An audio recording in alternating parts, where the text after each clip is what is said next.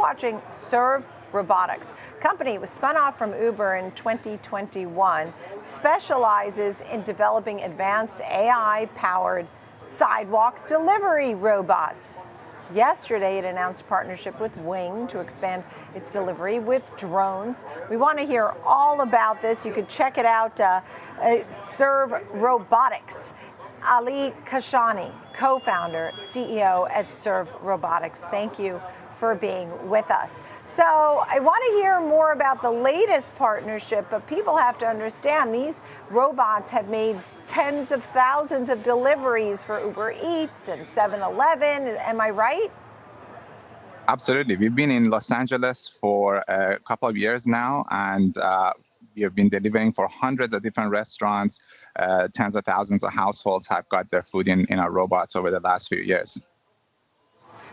So the ticker went from SBOT to SERV. You have a partnership with Wing, and I'd like to hear more about that, please. Yeah, this has been in the works for some time. I'm really excited we can finally talk about it. But delivery has always been multimodal. You have different vehicles for the different segments of the delivery. And now we are bringing automation together with these two different really important technologies that's going to define how cities transport things in the future. So we start with picking up an item from a restaurant. Our robots can get to absolutely any restaurant in the area because they're designed to just integrate with existing city infrastructure like sidewalks. If a delivery is a couple of miles, which half of them are, we would do the drop-off ourselves. But to be able to take deliveries that are 5-6 miles in distance, we can now work with drones, and we can hand off the item, like you see in this video, over to the drone automatically, and the drone can now take the delivery to households that are much further away and do it even faster than you can get if someone were to drive the item to you. I can't get over this. I mean, we're in a whole new world. So aerial delivery of your food, as long as you're within 6 miles, as you noted, a lot of times you pretty much are. That's the easy part. The hard part is all this technology. I mean, you're going from the ground into the air. We're seeing some wonderful B-roll video here. How long does it take to get this right and really sort of a household type of thing in the same way that we've seen all the other third-party deliveries? So we are starting this in Dallas in a couple of months, and hopefully we are going to expand that quickly once we have that really, all the kinks sorted out.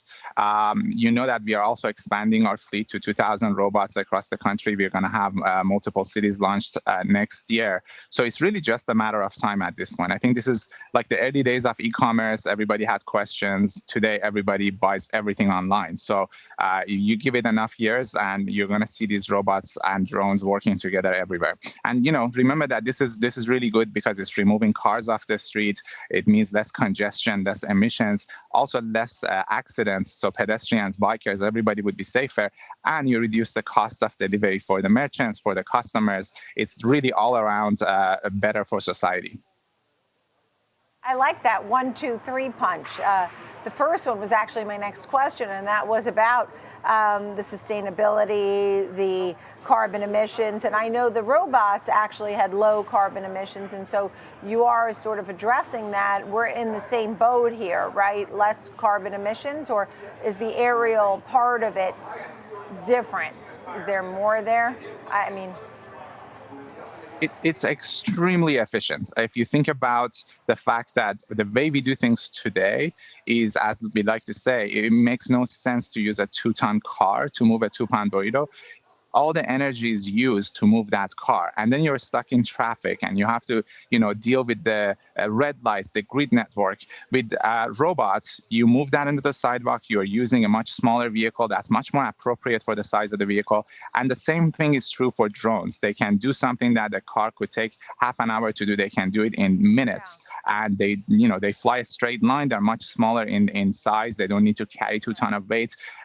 Overall, we're just making this network a lot more efficient. efficient and a lot more cost effective. Another thing I'd like to mention is it costs about $8 to $10 right now to deliver a good in the, from Chinatown, but the same thing from China would only cost $2 to get. So this is a gap that we need to overcome, and that's the solution for it is going to be robots and drones, and now they're going to be working together.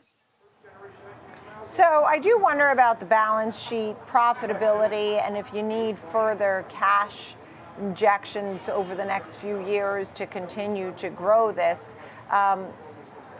What's on the agenda here with that? We've been very fortunate since the beginning of the year. We've raised $80 million.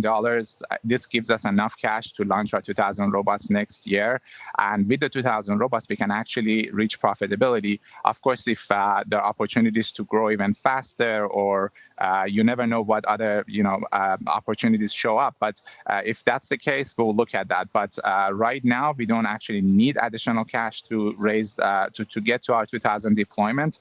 And we are in a very fortunate spot to have a strong balance sheet to go forward.